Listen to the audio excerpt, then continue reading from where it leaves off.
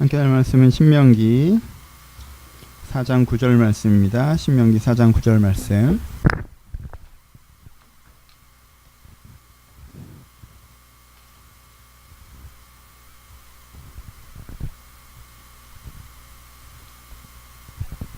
신명기 4장 9절 말씀.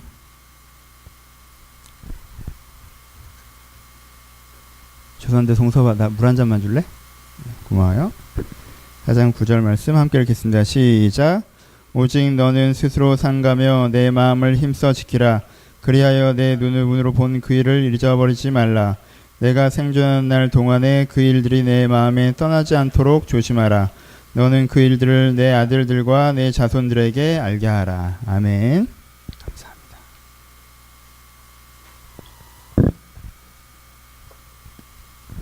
오늘은 신명기 말씀 두 번째 시간으로 함께 하도록 하겠습니다. 설교는 모세가 이 설교를 했던 의도에 대한 이야기, 그리고 모세가 했던 설교 내용들, 그리고 우리가 좀 적용해 볼 만한 현대적인 설교, 이렇게 세 가지로 나누어서 말씀을 좀 나누어 보려고 합니다. 첫 번째, 신명기 말씀은 모세가 이제는 가나안 땅에 들어가려고 하는 이스라엘에게 설교하는 거라고 그랬어요. 그렇죠? 이 점을 다시 한번 꼭 기억하셨으면 좋겠습니다. 모세는 가나안 땅에 못 들어가요. 그렇죠? 모세는 가나안 땅에 못 들어가요. 그런데 이스라엘 백성들은 가나안 땅에 들어가요. 그래서 거의 마지막으로 너희들이 그 땅에 들어갈 때 이것을 꼭 기억해야 된다라는 것을 두 가지 이야기하고 있는 것이 신명기 설교입니다. 그래서 지난주에 했던 거는 모세가 뭘 강조했습니까? 이 사람들에게 너희가 실패를 기억해서 실패를 반복하지 말고 성공을 기억해서 성공을 반복하면서 꼭 이 싸움에서 승리해야 된다라는 얘기를 지난주에 했죠. 그렇죠? 그럼 이번 주에 모세가 강조하는 건 뭐예요? 들어는 갈 건데 들어간 이후가 더 중요하다라는 지점을 강조하는 게 이번 주 설교입니다. 미안한데 내가 오늘 목 상태가 안 좋아서 히터를 좀 꺼도 되겠죠? 미안해요. 너희가 들어간 다음에가 더 중요하다는 얘기를 하는 게 지금 오늘 설교 내용입니다. 이스라엘 백성들이 거기에 들어가는 것 자체가 목적이라고 착각할 수가 있잖아요. 그렇죠?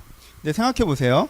하나님이 이스라엘 백성을 사랑하셔서 이들 가운데 젖과 꿀이 흐르는 땅을 주시려고 지금 그 땅에 사람들이 살고 있는데 그들을 내쫓아버리고 죽여버리고 이 땅을 이스라엘 사람한테 주시면 이 논리는 무슨 논리예요? 이 논리는 정확하게 깡패 논리잖아요. 그렇죠? 니네 좋은 집 사네, 좋은 땅 있네, 니네 좋은 포도원 있네, 우린 아무것도 없어. 하나님 힘 세죠? 쟤네들을 쫓아내고 저거 나 줘요. 그래? 너 나랑 친하니까 내가 그렇게 해줄게. 따라와. 내가 다 내쫓아줄 거야. 대신 내가 내쫓아주는 걸 믿어야 돼. 안 그러면 안 내쫓아줘.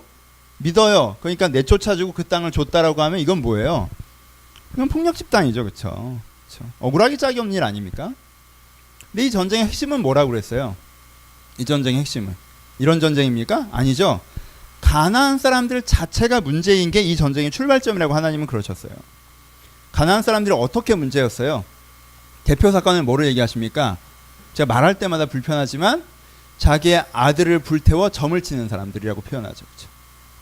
여러분, 사람은 그 당시 가나안 사람이 얼마나 극단적으로 이기적이어졌는지를 표현하는 장면이에요. 그렇잖아요? 얼마 전에 IS에서 뭐 탈출을 종용한 어머니를 이렇게 살해했다 그런 얘기가 나오던데.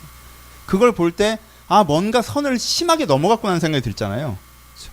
그 당시 가나안이 하나님 앞에서, 그리고 세상 보기에도 그랬던 거죠.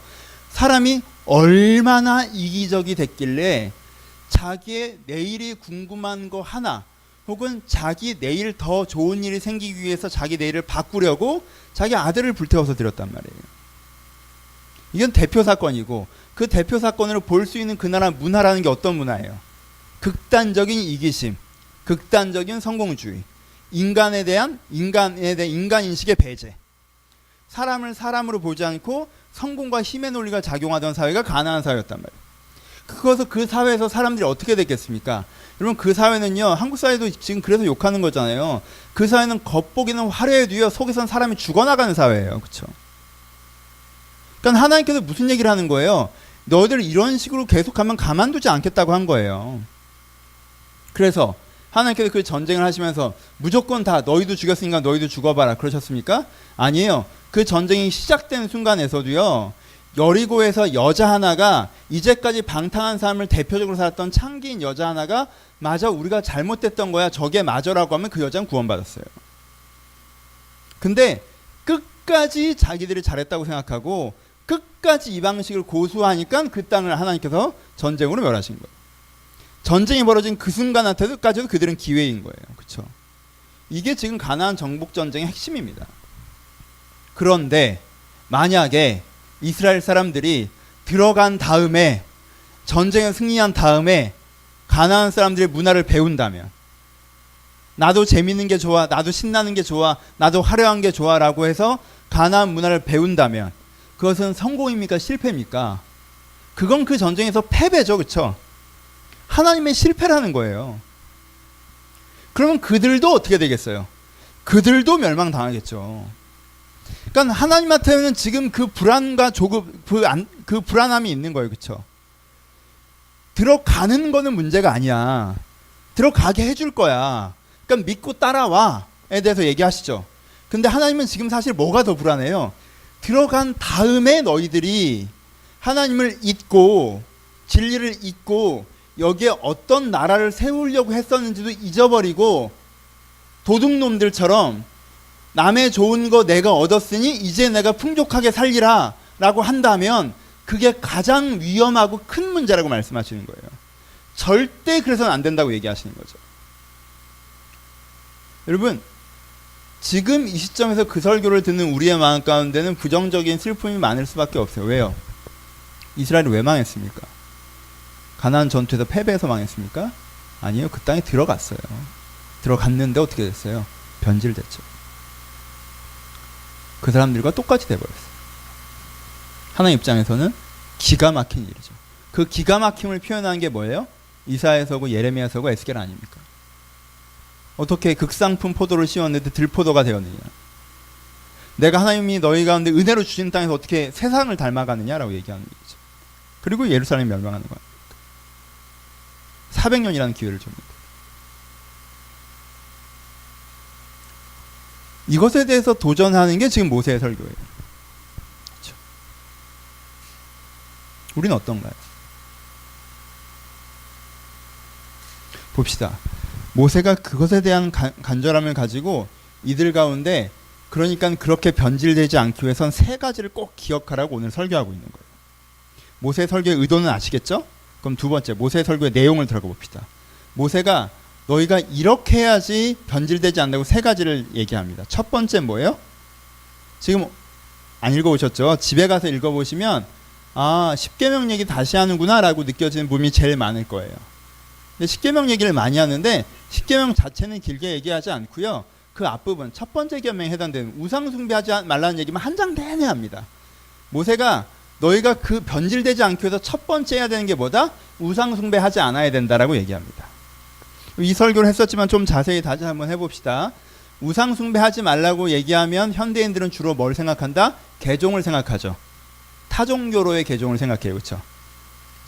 그래서 내가 점을 친다든가 내가 뭐 제사에 절을 했다든가 아니면 불교나 힌두교로 개종을 한다든가 그렇죠? 그러니까 개종 농담처럼 하면 안 돼요. 개종 되게 위험한 얘기예요. 개종을 한다든가 그렇죠?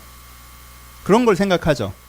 혹은 아주 넓게 생각해도 안 믿는 사람이랑 결혼하는 것 뭐 이런 거에 대해서 생각해요.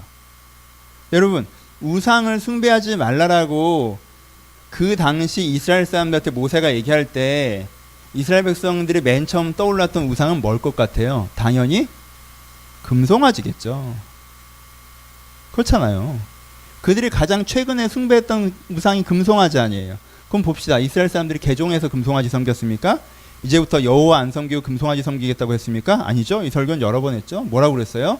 금송아지를 만들어 놓고 이가 너희를 애굽에서 인도해낸 여호와로라라고 그랬어요. 그렇죠? 그러니까 금송아지는 여러분 타종교로 개종하는 게 아니에요.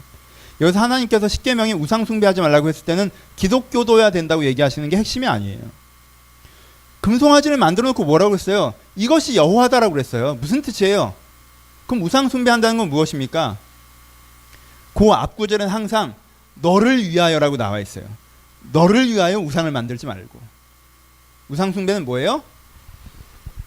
내 입장에서 생각하면 하나님이 좀 이런 분이었으면 좋겠어라고 하나님을 형상화시켜 버리는 거예요. 하나님은 보이지 않는 분, 그건 물리적이지 않다는 뜻이 핵심이 아닙니까? 아닙니다. 우리가 규정할 수 있는 분이 아니에요. 그렇죠? 하나님 우리보다 크고 넓으신 분이라는 거예요. 근데 어떻게 하는 거예요? 내 입장에서 보면 하나님은 이런 존재였으면 좋겠어. 하나님을 고정화시키는 것, 형상화시키는 것이에요. 그게 하나님은 이런 존재야, 이런 존재여야 해, 하나님은 이런 존재일 거야 라고 고정시키는 거죠. 그 사람들은 뭐가 문제였어요? 풍요의 이슈가 있었죠. 광야니까 먹고 살기가 어려우니까. 그러니까 풍요의 이슈가 있었어요. 그럼 금은 무엇입니까? 영원한 것이고 송아지는 무엇이에요? 풍요의 상징이죠. 하나님은 영원히 우리에게 풍요를 주는 존재여야 해라고 얘기한 거죠. 그렇죠? 그게 금송아지의 우상숭배예요. 하나님께 들어요? 하나님 우리가 측량할 수 없다라고 생각해요? 아니에요. 고정해 놓는 거죠. 어떤 사람은 자기가 지금 인생의 큰 전투를 맞이하고 있어요. 그게 취업이건 경쟁이건 아니면 잘못된 사람과의 부딪힘이건. 그럼 뭘 얘기해요? 사자를 우상으로 만들지 않습니까? 하나님은 내 편이시야. 하나님께서는 승리하게 하실 거야. 그렇죠? 어떤 사람은 지혜가 필요해요. 뭐가 뭔지 잘 모르겠어요. 인도하심이 필요해요. 또 그럼 그런 형상이 내가 농사를 짓는다. 그럼 아주 천둥의 신. 뭐 이런 식으로 가지 않습니까? 내게 필요한 것, 나를 위하여 중심이 나로 잡혀서 내가 나를 위해서는 세상이 좀 이랬으면 좋겠어. 한 걸음 더 나가면 내가 나를 위해서는 세상을 좀 이렇게 만들어서 나에게 주시면 내가 만족할 것 같아 라고 하는 소비적인 태도로 딱 서 있을 때, 이게 우상숭배예요. 변질은 어디서부터 시작해요? 여기서부터 시작하는 거예요. 그러니까 뭘 하지 않기로 결정하는 게 필요해요?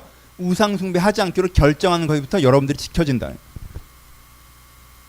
하나님께서 가나안 땅이라는 풍요로운 땅을 나에게 잘 먹고 잘 살라고 선물로 주신 것이다. 하나님 너무 감사해요 라는 마음으로 가나안에 접근하잖아요. 그럼 그들은 변질될 수밖에 없습니다.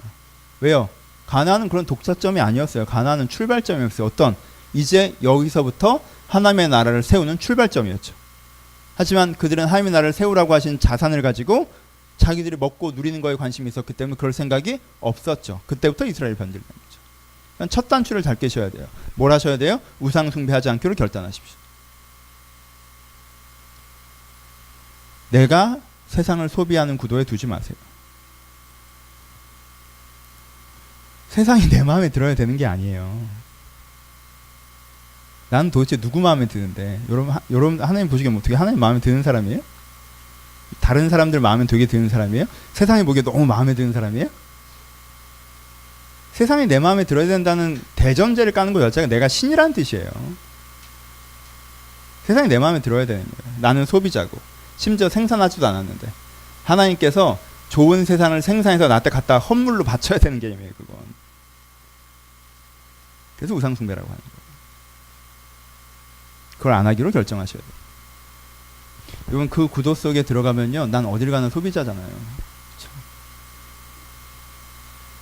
그렇죠? 내가 항상 무슨 훈시하는 사람처럼 다녀요. 교회는 이게 마음에 안 들고 이게 마음에 안 들고, 우리 집안은 이게 마음에 안 들고 이게 마음에 안 들고, 우리 직장은 이게 마음에 안 들고 저게 마음에 안 들고, 내가 마음에 안 들어서 못 해먹겠고, 하나님 나한테 왜 이러는지 모르겠고. 그래서 집에 들어가서 가만히 생각해보니까 제일 마음에 안 드는 건 나고, 나는 이게 마음에 안 들고 저게 마음에 안 들고, 그러니까 또 하나님 날 왜 이렇게 만들었는지 모르겠고. 여러분 그 구도 자체에서부터 걸어 나오셔야 돼요. 그 구도에 들어가잖아요. 그럼 결론은 이미 정해져 있어요. 원망이에요. 누가 내 마음에 들 수 있습니까? 어떤 상황인들 내 마음에 들 수 있습니까? 두 번째, 그 다음에 뭐 하라고 하십니까? 우상숭배하지 말라고 하신 다음에 그 다음에 얘기하시는 게 되게 길게 얘기하신 게 4장 후반부에 나오는데 한번 읽어볼까요? 32절부터 보시면, 내가 있기 전 하나님이 사람이 세상을 창조하신 날부터 지금까지 지난 날을 상고하여 보아라. 하늘 이 끝에서 저 끝까지 이런 큰일이 있었느냐? 이런 일들을 들은 적이 있느냐? 어떤 국민이 불 가운데서 말씀하신 하나님의 음성을 듣고 너처럼 듣고 생존하였느냐? 어떤 신이 와서 시험과 이적과 기사와 전쟁과 강한 손과 편팔과 큰 두려운 일로 한 민족을 다른 민족에게서 인도하는 일이 있느냐? 이는 다 너희 하나님 여호와께서 애굽에서 너를 위하여 너희 목전에 행하신 일이라. 이것을 내게 나타내시면 여호와는 하나님이시요 그 외에는 다른 신이 없음을 내게 알게 하려 하심이라. 여호와께서 너를 교훈하시려고 하늘에서부터 그의 음성을 내게 듣게 하시며 땅에서는 그 큰 불을 내게 보이시고 내가 그 불 가운데서 나오는 그의 말씀을 듣게 하셨느니라 라고 말씀하시죠. 두 번째는 무슨 얘기를 합니까? 오늘 읽었던 본문은 뭐죠? 다시 한번 볼까요? 오직 너는 스스로 삼가하며 내 마음을 힘써 지키라. 마음을 지키라고 해요. 근데 어떻게 지키라요? 그리하여 내가 눈으로 본 그 일을 잊어버리지 말라라고 하시죠. 그렇죠? 여러분 우상 숭배를 하지 않는 것. 두 번째는 뭐예요? 하나님이 내게 보이셨던 사랑을 기억하는 것입니다. 하나님이 내게 보이셨던 사랑을 기억하는 것. 지금 우리는 되게 그냥 읽지만 이 사람들에게 어떤 일들이에요? 그들에게 벌어졌던 일들이죠. 벌어졌던 일들. 하나님께서 그들 가운데 찾아오셨고 그들을 구해 주셨고 도와주셨고 위로해 주셨고 계기를 만들어 주셨고 하나님께 그 인생에 일하셨던 것들이 있잖아요. 그렇죠? 그것들을 기억해 보라는 거예요. 그렇죠? 하나님이 나를 얼마나 사랑하셨는지를 기억하는 것들을 통해서 내 안에 뭐가 일어나야 된다는 거예요? 그 사랑으로 인한 감화가 일어나야 된다는 거예요. 여러분 우상 숭배하면 안 돼라는 얘기까지만 들었을 때 우리는 그래 나 안에 우상 숭배하는 마음이 있었는데 그걸 빼내야겠구나라는 블랭크를 만들 수 있어요. 근데 거기가 공백이 되죠. 그렇죠? 어떻게 그걸 안 하지라는 생각이 든단 말이에요. 그렇죠? 어떻게 내가 내 입장으로만 생각하지 않을 수 있지? 소비적으로 생각하지 않는 된다고 생각하면 그 말이 맞는 것 같지만 왠지 뭔가 빼앗기는 기분이에요. 불편해지는 기분이에요. 어려운 걸 해야 될 건 기분이에요. 여러분 거기를 뭘로 채워야 돼요? 뭘로 채워야 돼요? 하나님이 내게 주신 하나님께서 나를 사랑하셨던 그 감화로 채워야 돼요. 하나님께서 나를 되게 사랑하셨다는 그 감화로 채워야 돼요. 그 감화로 끝납니까? 아니죠. 이게 모세 설교 때문에 조금 왔다 갔다 합니다. 그 감화가 있으면 그 다음에 뭐가 되겠어요? 6장 5절로 갑니다. 너는 마음을 다하고 뜻을 다하고 힘을 다하여 내 하나님 여호와를 사랑하라로 가죠. 그렇죠? 하나님이 나를 사랑하셨던 것을 내가 기억하는 감화가 있으면 내가 하나님을 향한 사랑하는 마음이 생기죠. 그렇죠? 내가 안정을 향한 사랑, 성공을 향한 사랑, 명예를 향한 사랑이 있었다면 내가 그전에 다른 것들을 사랑하였다면 내가 이제는 뭐가 생기는 거예요? 하나님을 향한 사랑이 생겨. 하나님을 향한 사랑이 생기면 그 다음 마음이 어떤 마음이 듭니까? 나에게 주어지는 마음이 하나님을 기쁘시게 하는 삶을 살고 싶고 내가 인정받기보다 많이 벌기보다 보람 있게 일하고 싶고 다른 사람이 나를 추앙하는 것보다 내가 그들을 배려하고 싶고 이런 마음이 생기죠. 그렇죠? 두 번째가 뭐가 생기는 거예요? 하나님의 사랑을 느끼로 말미암아 내가 하나님을 사랑하게 되는 감화가 생기는 거예요. 그렇죠?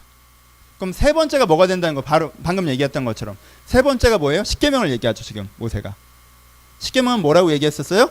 우리가 세상을 하나님 나라를 만들어낸 두 가지 커다란 기준이라고 얘기했었습니다. 그럼 커다란 기준 두 가지가 뭐라는 거예요? 하나는 하나님을 사랑, 그렇죠? 진리를 추구하고 두 번째는 사람을 사랑하라는 거, 그렇죠? 인류애, 인간애를 갖는 거.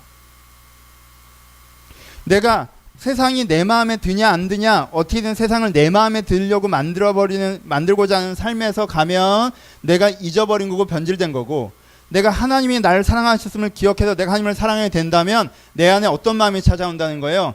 내가 이것들을 평가하는 마음이 아니라 내가 바르게 하는 게 뭔지라는 관점으로 돌아오죠. 나는 보지 않고 다른 것들을 평가하는 것들이 아니라 내가 여기서 바르게 하는 건 뭐냐, 내가 여기서 하나님의 뜻대로 하는 건 무엇이냐를 고민하게 되죠. 그렇죠? 그리고 두 번째, 내가 바로 하는 것에서만 멈추는 것이 아니라 하나님이 사랑하시는 내 옆에 있는 사람들에 대한 호의, 인간의 배려를 시작하게 되죠. 그러면 하나님께서는 결과적으로 어떻게 될 거라고 얘기하시는 거예요? 그러면 그 곳이 너에게 뭐가 될 것이라는 건 천국이 될 거라는 거죠. 거기에 바른 삶의 기준들이 있고 거기에 네가 사랑하고 너를 사랑하는 사람들이 함께 할 것이며 그래서 하나님이 우리와 함께 계신다는 것을 느낄 거기 때문에 거기가 너에게 천국처럼 될 거라고 말씀하시는 거죠. 이게 모세의 두 번째 설교예요. 모세의 두 번째 설교는요, 우리 마음 중심이 금송아지, 우상숭배, 세상이 나를 만족시켜야 된다는 이기심에서부터 하나님의 사랑을 말미암아 감화되어 내가 하나님을 사랑해야 되는 중심의 변화를 통하여 내가 이제는 제대로 하고 싶고 사랑하며 하고 싶은 마음으로 돌아왔을 때 나를 통해서 현장이 변화되어지고 그 열매가 나에게 기쁨이 되는 다른 패턴을 얘기하고 있는 거예요. 그들이 거기에 들어가서 그렇게 살기 시작하면 그게 전혀 다른 나라가 될 거라고 얘기하는 거예요. 그게 아니라 거기 들어가서 그들이 우상숭배의 마음으로 살아가면 같은 나라가 될 것이고 멸망할 것이라고 얘기하는 거죠.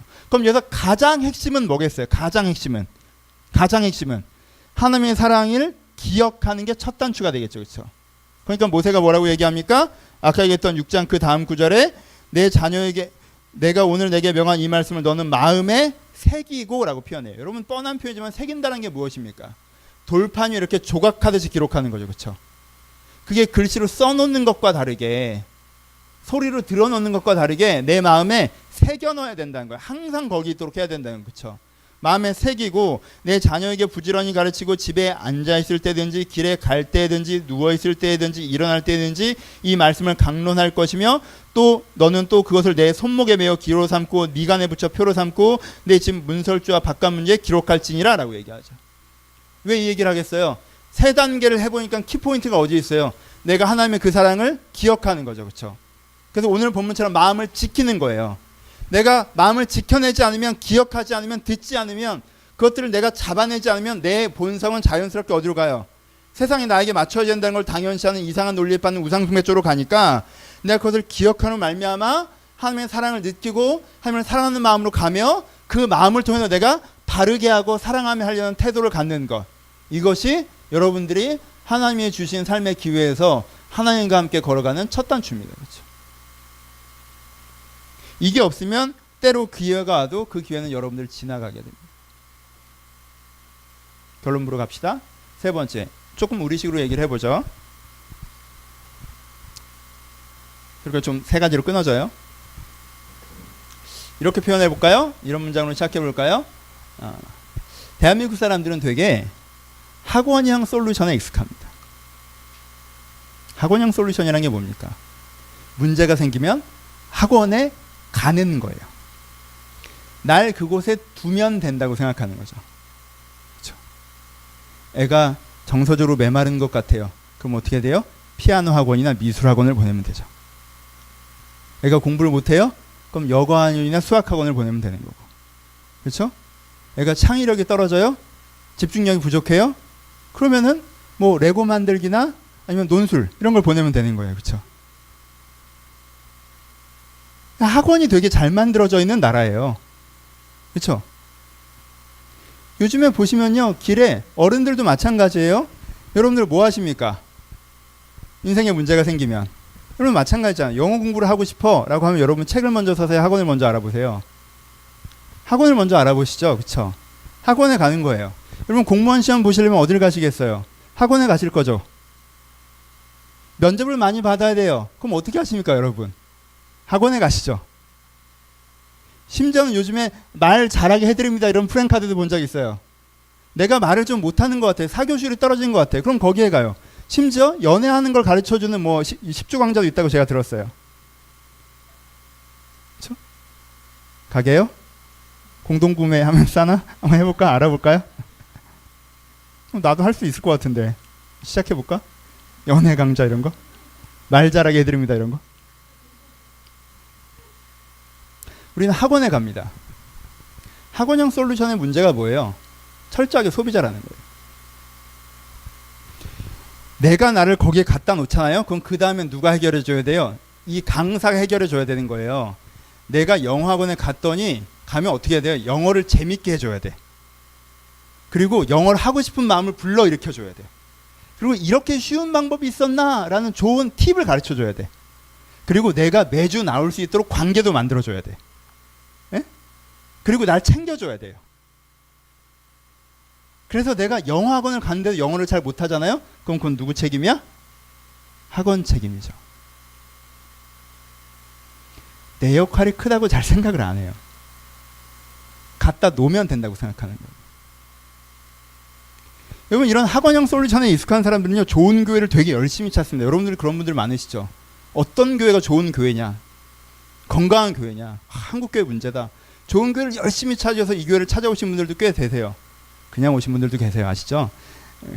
좋은 교회를 찾아왔어요. 이 교회가 좋은 교회라는 판단이 있었어요. 이 교회는 좋은 교회야. 악하지 않아. 그래, 왔어요. 그럼 그 다음에 어떻게 해야 돼? 제가 여러분들에게 신앙생활 열심히 하고 싶은 동기부여도 시켜줘야 되고, 교회를 매주 나오고 싶게 불편하지 않게 좋은 친구들도 만들어줘야 되고, 그쵸? 내가 신앙적으로 되게 관심을 갖고 있는 계기들도 만들어줘야 되고. 근데 내가 자꾸 관심이 없어지고 가기에 불편하고 내가 뭔가 성경 공부나 기도를 열심히 하지 않으면 이 교회가 뭔가 동기부여를 잘 시켜주지 못하는 거고, 관계를, 공동체가 좀 그렇지 않은 거고. 여러분, 이건 결혼하고도 합니다. 이 사람이 결혼하면 많은 문제가 해결될 거라고 생각했어요. 근데 결혼하면 정서적으로 안정되고 행복할 거라고 생각했더니 결혼했더니 더 큰일이 난 거지. 그럼 그건 누구 때문이야? 쟤 때문이죠. 여기서 제일 큰 문제죠. 서로가 상대방이 학원 강사라고 생각하는 거예요. 나는 너란 학원에 등록했는데 왜 이런 식으로 하냐고 얘기하고, 아니다, 내가 수강생이다, 내가 너란 학원에 등록했는데 넌 왜 나한테 이렇게 하냐가 되는 거죠. 결혼 아직 안 하셨으니까. 연애도 마찬가지잖아요. 그렇죠? 둘이 관계를 만들어야 되는 생각을 안 해요. 계속 가서 평가하는 거예요. 이 학원은 인테리어는 좋은데 뭔가 좀 강의가 지루해. 무슨 뜻이야? 얼굴은 이쁘게 생겼는데 대화가 잘 안 통한다는 뜻이죠. 나만 한 거야? 미안해요. 이 학원은 인테리어는 별론데 강의하면 빨려들어. 근데 계단도 복잡하고 엘리베이터도 없고 약간 냄새나는 것 같고. 응? 이건 뭔지 얘기 안 할게요. 그렇게 생각하죠.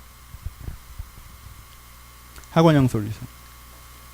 여러분, 이건 좀 다른 얘기인지 모르겠지만요, 많은 사람들이 이런 신화가 되게 많아요. 세상은 나에게 대기업이 답이라고 해줘서 내가 대기업을 들어갔지만 3년 만에 그게 답이 아니라고 깨닫고 저는 세계 여행을 하기 시작했습니다. 뭐 이런 사람 요즘에 너무 많은 것 같아요. 세계에서 자주 만나실 것 같아, 서로. 그렇죠? 이건 뭐 처음엔 책이 한두 권 나오더니 이제 뭐 끝도 없이 그 책들과 얘기들이 떠도는 것 같아요. 저는 그 얘기를 듣기 좋게 줬다가 어느 날 그런 생각이 들더라고요. 왜 지가 정말 원하는 자리가 어딘지 고민을 안 하고 가가지고 들어갈 때 분명히 여기서 열심히 할 거라고 거짓말하고 들어간 다음에 분명히 자기 밑에 정말 거기 들어가고 싶은 애들이 있었을 텐데 그 자리를 꿰차고 3년이나 있다가 나오면 그때 2등 했던 애는 참 불쌍하잖아요. 그럼 다른 사람한테 피해 준 거잖아요, 그거. 그럼 뭐 얼마나 그렇게 자랑스럽게 얘기하는지 잘 모르겠어요. 포인트를 아시겠어요? 직장도 거기만 들어가면 괜찮을 것 같다는 생각을 하는 거죠. 거기에 들어가면 다 괜찮을 것 같다고 생각하는 거예요. 그래서 거기에 들어가려고 되게 열심히 하는 거예요. 그런데 들어간 다음에 자기 생각 같지 않으면 급격하게 놓는 거죠. 여러분, 우리가 이런 대화 되게 많이 했어요. 여러분 중에 상당수가 취업할 때 저랑 상담하시고 기도하시고 거기 됐다고 너무 기뻐하고, 그리고 3개월 뒤에 때려치겠네, 이런 데인지 몰랐네, 목사님 왜 날 안 말렸냐, 하나님께 인도하시는 게 이거냐, 뭐 사실 거기 겨우 들어갔잖아. 은혜로 들어간 것 같은데, 그렇죠? 지금 그 직장도 없으면 더 힘들었을 것 같은데, 그렇죠? 근데 결혼, 여기 뭐 일부도 마찬가지예요. 결혼 전에 뭐 하나님 왜 나는 뭐 엄청 이렇게 하다가 결혼 10대까지 되게 좋아하다가 뭐 그 다음에 뭐 그렇잖아요. 자세한 얘기 못하겠지만 하여튼. 우리는 들어가기 전까지는 되게 목숨 걸다가 들어가서 되게 평가자처럼 굴지는 않습니까? 들어가면 거기에 완제품이 있어야 된다고 생각하진 않나요? 내 마음에 완전히 드는 직장, 완전히 드는 가정, 완전히 드는 교회, 날 서비스해주는 사람들, 내가 몸을 담게 하면 되는 시스템. 그래서 여기는 이렇지 않아 라고 얘기하지 않나요? 여러분, 여러분들의 전공은 소비자가 아니에요. 직업을 소비자라고 하시려면 돈이 되게 많으셔야 돼요. 내가 돈이 되게 많아서 직업을 소비자로 갔잖아요. 그럼 그 사람은요, 가정과 신앙과 삶의 의미에서는 뭘 하기 어렵습니다. 왜요? 소비자는 생산하는 사람이 아니니까. 내가 스스로 소비자로 정체성화하면 시작하는 한, 들어가는 것까지는 내가 하지만 그 다음부터는 니들이 해라라고 얘기하는 한, 여러분들이 뭔가 의미 있는 걸 만나가기가 어렵다라는 거예요. 그래서 소비자적 태도를 갖는 팀이 생기는 순간 여러분들은 그곳에서 방만하게 행동하기가 쉽고, 그 방만한 행동이 기회의 땅을 저주의 땅으로 만든다는 거예요. 이들이 가나안에 들어가서 멸망하지 않습니까? 왜요? 가나안이 출발점이라고 생각하지 않고 가나안이 도착점인 것처럼 거기서 누리고 원망하고 소비했기 때문에. 그러니 여러분들 스스로를 소비자의 위치에 두는 학원형 솔루션으로 인생을 보고 세상을 보는 걸 멈추셔야 합니다. 여러분들은 그런 권위가 없습니다. 여러분은 신이 아니에요. 여러분은 세상에 충분히 페이하지 않으셨어요. 세상에 뭘 냈길래 그렇게 소비자처럼 구십니까? 그렇잖아요. 내가 세상에 소비자처럼 굴려면 이 세상에 큰 엄청난 혜택을 줬어야 되는 거 아닌가? 그럼 우리는 어떻게 해야 되냐? 자꾸 소비자가 되고 싶은, 세상이 내 마음에 들어야 될 것 같은, 세상이 내 마음에 안 드는 게 정말 불편한 이 역동 속에는 우리가 어떻게 해야 되냐? 여러분, 여기서 이 역동 속에서 하나님과 대화하셔봐야 여러분들의 결론은 항상 하나님한테 똑바로 하라고 삿대질 하는 거예요. 그렇죠? 왜 이런 식으로 하냐고가 결론이에요. 항상 결론은 정해져 있어요. 내 마음에 들지 않을 거거든요. 그럼 뭘 하셔야 돼요? 감화가 필요해요. 그 뿌리에는 욕심으로 내가 출발하고 있다는 걸 깨닫고, 아, 하나님이 나를 사랑하고 계시다는 것에 대한 감화가 필요해요. 그러면 이거 아니면 절대 안 바뀝니다. 이거 기독교 요체예요. 여기서는요, 일반 학문에서는요, 1단계에서 거기서 인류애를 결단하라고 해요. 근데 결단으로 됩니까? 그렇죠? 보편적 사고의 가치를 가지라고 해요. 그렇게 쉽게 돼요? 안 되죠? 그래서 우리 내면 깊이에서부터 뭐가 필요해요? 감화가 필요해요. 하나님이 여러분을 사랑하시다는 느끼는 이 뻔한 문장이 실제 여러분 경험해 보셨을 거예요. 그렇죠? 신앙 있으신 분들은 하나님이 나를 사랑한다는 느끼는 순간, 그 하나님의 나에 대한 사랑이 나에게 젖어 들어오는 순간 내 안에 어떤 욕망이 생겨나요? 어떤 의지가 생겨나요? 뭔가 의미 있는 일을 하고 싶은 의지가 생겨나죠. 사람을 이해하고 품고 싶은 마음이 생겨나죠. 뭔가 그전까지 내가 썼던 세상적 평가, 나는 왜 이 정도 수준이 안 된다고 투덜거렸던 것들이 그다음 갑자기 의미 없게 느껴지죠. 감화가 뭘 만듭니까? 감화가 나에게 새로운 의지를 만들죠. 내가 하나님이 나를 사랑하신다는 그 감화가 있을 때 내가 하나님을 사랑하게 되는 게 있단 말이에요. 그 하나님을 향한 사랑이 내가 진리를 사랑하게 되는 게 있단 말이에요. 내가 인간에 대한 애정, 내가 받는 입장이나 주는 입장이라는 생산자 위치로 바뀌는 게 있다는 거예요. 하나님 마음이랑 감화되는 게 그 방향성을 바꾸어내는 거예요. 그렇죠? 이게 감화의 역동 여러분들 뿌리에 있어야 됩니다. 여러분들 아이를 낳으면 싱글일 때 애기 엄마들 보면 어때요? 어떤 생각? 여러분 아직 싱글이시니까 애기 엄마들 보면 어때요? 이쁘게 꾸미고 이렇게 다녔던 애가 갑자기 스타벅스에 만났는데 유모차 끌고 딱 들어오고 계속 여기서 이유식 막 비비고 있고 그러면 어때요? 힘들어 보이지 않아요? 대화에 집중 못하고 이런 힘들어 보이지 않아요? 저건 힘들겠다 이런 생각 들지 않아요? 우리는 뭐만 봐요? 감화의 중간을 안 보고 그 다음에 그가 살고 있는 십계명의 삶만 보이는 거죠. 그러니까 내 뿌리가 뭐일 때, 내 뿌리가 아직 우상숭배일 때는 감화돼서 하는 게 의무로 한다고 생각하기 때문에 어렵다고 느껴져요. 불편하다고 느껴져요. 그렇게 하는 게 힘든 거고 하기 싫은 걸로 느껴져요. 근데 그 사이에 뭐가 있어요? 그 아이로 말미암아 받는 감화가 있죠. 이 아이가 나를 사랑하는 것, 이 아이가 나를 품어주는 걸 느꼈을 때 그 감화가 있단 말이에요. 여러분 모르시지만 일부 예배 저를 사랑해주는 아이가 있어요. 시우라고 하나 있는데 오늘도 설교 시간에 2번이나 기어 나왔어요. 제가 그래서 전 웬만하면 안 까먹는데 까먹었어요. 얘가 너무 해맑게 웃어. 자기를 안으라고. 너무 이뻐요. 안아줘요. 그럼 여러분 그걸 제 3자 시각에서 보면요, 안고 다니고 애랑 축구공 골리고 있고, 그렇죠? 애 막 이렇게 쫓아다니고, 그게 편해 보여요? 안 편해 보여요? 안 편해 보이죠? 안 편해 보여요. 근데 편해요. 왜요? 그 아이가 나에게 주는 기쁨이란 게 있다는 거예요. 내가 그 감화가 있기 때문에 뭔가 이 아이를 기쁘게 해주고 싶다는 의지, 하나님을 기쁘게 하고 싶다는 의지, 이 아이를 기쁘게 하고 싶다는 의지가 생기고 그 의지로 어떤 행동들을 해나가기 시작하는 거예요. 근데 그 행동들을 해나가기 시작하면서 일어나는 결과들이 나에게 더 큰 만족으로 오는 거죠. 이 패턴의 변화를 경험하셔야 돼요. 여러분 목회를 못 배우면요, 사람들이 내가 설교를 잘한다고 평가하느냐, 내가 큰 조직의 지도자로 있느냐, 그런 게 되게 중요할 수 있어요. 그렇죠? 그러면 안 된다라고 하지만 내 속에서 그런 마음이 생길 수 있단 말이에요. 그렇죠? 그렇잖아요. 왜? 안 그래? 나만 그래? 뭐 그런 거 없지 뭐. 그럼 다른 목사님들 다 좋은 분들인가 봐요. 생길 수 있어요. 근데 그러다가 내가 가르치는 성도들이, 내가 가르치는 서로 한두 명 정도가 나를 통해서 인생에 정말 좋은 영향을 받았다라는 게 나한테 감화될 때가 있어요. 그럼 이게 중요해요, 안 중요해요? 되게 안 중요해지죠. 그래서 뭐 하고 다녀요? 더 크게 더 인정받기로 움직이기보다는 사람들 쫓아다니기 시작해요, 그때부터. 그쵸?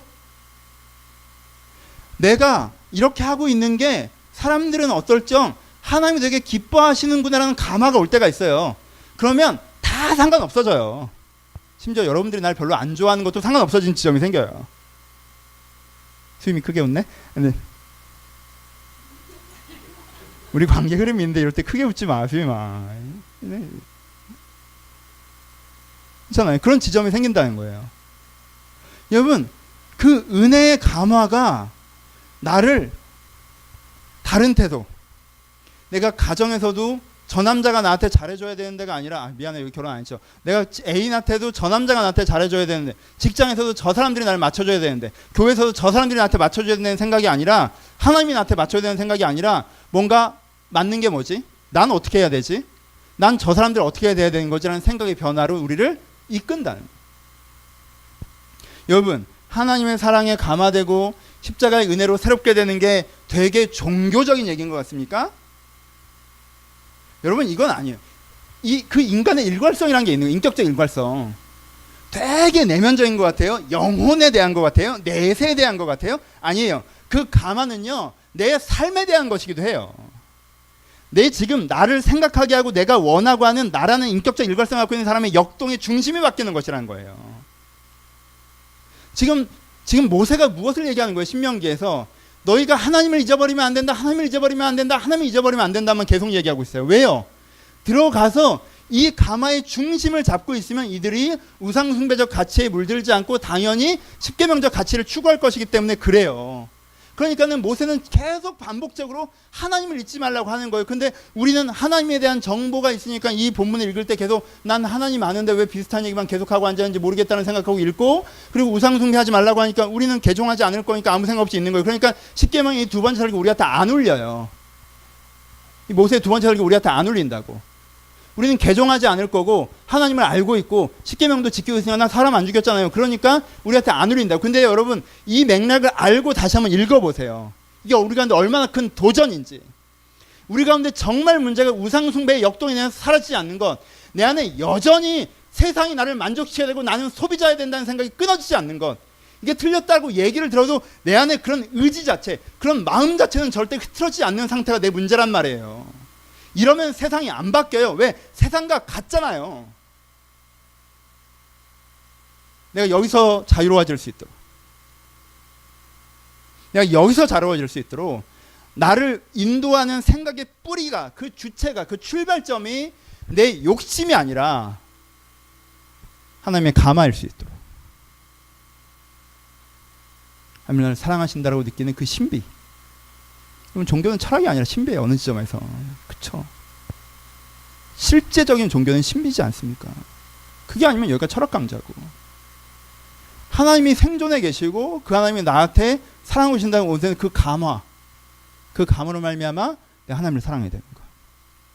그래서 바르게 하고 싶은 거, 사람을 아끼고 싶은 거, 내가 내 중심이 바뀐 걸 내가 경험해 나가는 거. 그것이 있을 때, 그런 사람들이 있을 때 세상이 바뀌는 것입니다. 말씀 마칩시다. 첫 번째, 소비자가 되지 마세요. 인생은 학원을 다니는 게 아니에요. 인생은 학원을 다니는 게 아니에요. 내가 학원을 다녀줄 테니 나를 해결하라. 인생은 그렇게 되는 게 아니에요. 악기는 그렇게 배우십시오. 영어도 그렇게 배워들 수 있을지 모르겠어요. 근데 인생은 아니에요. 학원적 솔루션을 생각하지 마십시오. 날 어디다 갖다 두면 되겠지. 직장 들어가면 괜찮아지겠지. 결혼하면 괜찮아지겠지. 좋은 교회 다니면 괜찮아지겠지. 여러분들 중에 사실 3분의 1은 이 교회가 정말 인생의 베스트 교회잖아요. 사실. 그렇죠? 여러분 중에 3분의 1은 그럴 거예요. 3분의 1은 괜찮은 교회, 뭐 좋은 선택 중에 하나. 3분의 1은 갈 데가 없어서 이렇게 이제 우리도 구성되어 있는데, 다른 교회가 너무 악해서 3분의 1은 이렇게 구성되어 있어요. 그냥 여러분들 여기 두고 계시지 않으세요? 그냥? 여기다 둔다고 안 바뀌어요. 여기서 움직여야 바뀌지. 직장 들어오면 괜찮겠지, 결혼하면 괜찮지. 여러분 결혼하면요 요하나 좋죠. 네. 혜정아 좋죠. 좋아요. 니들이 결혼을 뭘 하니? 지금은 그냥 NT죠, NT. 이 주제에 대해서 내년에 같이 다시 한번 얘기해 봅시다. 이 주제에 대해서 내년에. 올 한 해는 알 수가 없어요. 네. 학원형 솔루션을 하지 마시고 내가 그곳에서 어떻게 해야 되는가 고민하기 시작하셨으면 좋겠습니다. 직장 마음에 안 들죠? 좀 다른 얘기인지 모르겠지만 미안해요. 이집트면 나오세요. 그 결혼이, 그 직장이, 그 교회가 이집트면 나오셔야 돼요. 어디서든 네가 잘해야 된다는 얘기가 아니에요. 이집트면 나오세요. 당장 나오세요. 근데 가나안이면, 가나안은 완성의 땅이 아니라 기회의 땅이에요. 그쵸? 가나안은 기회의 땅이에요. 거기가 가나안이면 내가 어떻게 해야 되는지 고민하기 시작해요. 내가 어떡하지 고민하기 시작하실 땐 내가 어떻게든 해서 이 조직과 사람들이 내 마음에 들게끔 만들어야겠다 여서는 안 돼요. 그것이 아니라 내가 하나님의 감화를 통하여서 그래서 어떻게 하는 게 맞는지 그리고 어떻게 하는 게 내가 이들을 사랑하는 것인지 하는 중심으로 돌아가셨을 때 여러분의 삶의 현장에서 가정이건 교회이건 직장이건 하나님의 일들이 일어날 것입니다. 거기에 내가 하는 행동들을 통해서 제대로 된 일이 벌어지는 걸 경험하실 거예요. 성공하고 인정받고랑은 겹치거나 겹치지 않을 것이고 내가 하는 행동들을 통해서 사람들이 몰라도 돼요. 정말 좋은 필요한 사람들이 나에게 도움받는 걸 경험하실 거예요. 그리고 내가 그렇게 살아갈 때 이제까지는 어딜 가야 인생이 해결되고 오늘은 항상 험불하다고 생각하셨다면 이미 내가 좋은 인생을 살고 있다고 느끼시게 될 거예요. 거기까지 가셨으면 좋겠습니다. 매번 어디를 가야 네가 나아질 것이다. 그래서 대학을 왔더니 직장 가야 된다고 생각하고 직장 갔더니 결혼해야 된다고 얘기하고 결혼하고 했더니 애들 좋은 데 보내야 된다고 얘기하고 직장에서 이대로 계속 있으면 안 되고 더 좋은 데로 옮겨야 된다고 얘기하고 그렇게 평생 어디를 가야 한다는 얘기를 우리가 듣고 살아가는데 그것이 아니라 지금 이 자리를 하나님의 감화적 은혜와 함께 하나님의 삶으로 바꿔나신 여러분들 주님의 이름으로 축원합니다. 같이 기도하시겠습니다.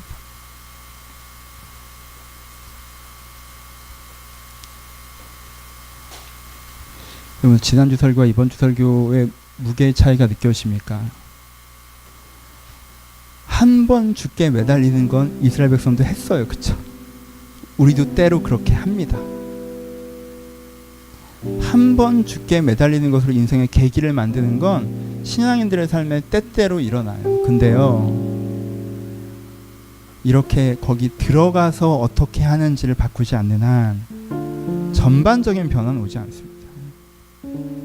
그러니까 특별한 때이기보다 일상적일 때 주를 찾고 만나시고 결단하셔야 됩니다. 우리는 특별한 인생의 마디에서 주를 주로 찾는데 그렇게 말고 하나님 내 일상의 순간 여기가 이집트가 아닌 것은 확실한 것 같은데 이 사람과의 관계가 이 직장 이 교회가 가나안인 것 같은데 이렇게 기회의 땅인 것 같은데 주여 주의 은혜를 주사 내가 어떻게 해야 될지 깨닫게 하여 주옵소서. 내가 주의 방으로 걸어가게 하여 주옵소서.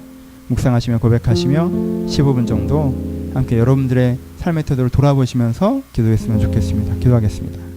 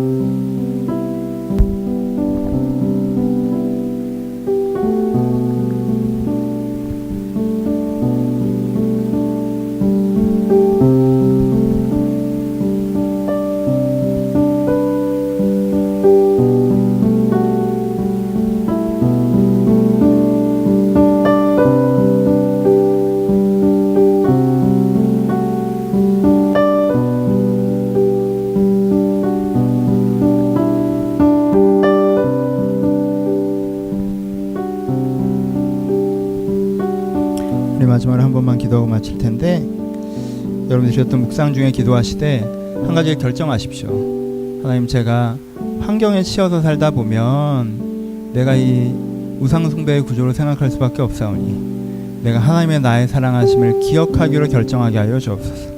그 사랑이 나를 감화시킬 수 있도록 하나님의 사랑을 내가 기억하고 은혜의 기회를 나에게 주는 한 주, 그런 한 해가 될 수 있도록 하여달라고 한 번만 같이 통성으로 기도하고 제가 축도하며 예배를 마치겠습니다. 기도하겠습니다.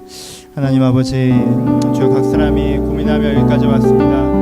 아버지, 이들 가운데 함께 하셔서 아버지 2016년에는 아버지 저희 가운데 소비자로 살아가는 것이 아니라 저희가 불평하며 살아가는 것이 아니라 하나님 주신 은혜 가운데 저희가 일하며 살기를 소원합니다. 하나님 주신 은혜 가운데 저희가 일하며 살기를 소원하오니 아버지 우리 가운데 함께 하셔서 아버지 주신 은혜로 저희가 일할 수 있도록 인께 축복하여 주옵소서. 아버지 저 저희가 먼저 하나님을 기억하여야겠습니다. 아버지 저 저희가 하나님을 기억하여야겠습니다. 주님, 아버지 저 저희가 하나님을 기억하여야겠사오니 주여, 저희가 하나님을 기억하고자 결정하고 그 하나님 앞에 기억하며 고민하며 나갈 때 아버지 주의 은혜가 우리 안에 흘러넘치는 것들을 연대롭게 하여 주옵소서. 아버지 주의 그 권위하심 우리가 흘러넘치는 것들을 제가 경험하게 하여 주옵소서. 그대로 말씀하신 것들을 가운데 흘러들어간 것들을 제가 경험하게 하셔서 그것들을 말며 제가 다시 한번 생으로 가져며 나간 자들이 될 수 있도록 이 역사를 주님께 축복하시고 축복하여 주옵소서. 하늘로 가시기를 소원하오니 하늘로 가시기를 소원하오니 하나님, 저희가 우상숭배의 사람으로 서 있을 때가 많이 있습니다.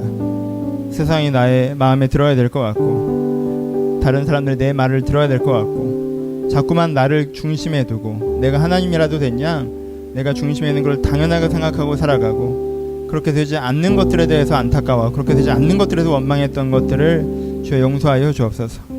이제 내가 주님께 감화를 받으러 말미암아 주의 사랑을 받으러 말미암아 내가 하나님을 사랑하고자 결정하게 하시고 그렇게 하나님을 사랑하기 때문에 내가 하는 바른 행동들과 내가 하는 바른 사랑들을 통하여서 내 삶의 은혜의 기회들이 또 만들어지고 삶의 기회들이 또 만들어지고 그 결과로 내가 기쁨을 누리는 아름다운 은혜의 인도하심의 삶이 우리 가운데 일어날 수 있도록 진정한 가나안이 우리 가운데 이루어질 수 있도록 저를 축복하여 주옵소서. 아버지, 저희가 기억해야겠습니다. 아버지, 저희가 기억해야겠습니다. 저희가 신앙을 멀리하는 것이 아니라 신앙을 배반하는 것이 아니라 저희가 신앙을 멀리하고 있사오니 저희가 그것을 기억하며 이 은혜의 흐름이 내 안에 끊어지지 않도록 주여 축복하여 주옵소서. 이제 우리 주 예수 그리스도의 은혜와 하나님 아버지의 사랑하심과 성령의 교통하심이 주님의 은혜로 변화받아 새로운 삶을 살아가기 위해서 하는 모든 신명 가운데 이제로부터 영원토록 함께 있을지어다. 아멘.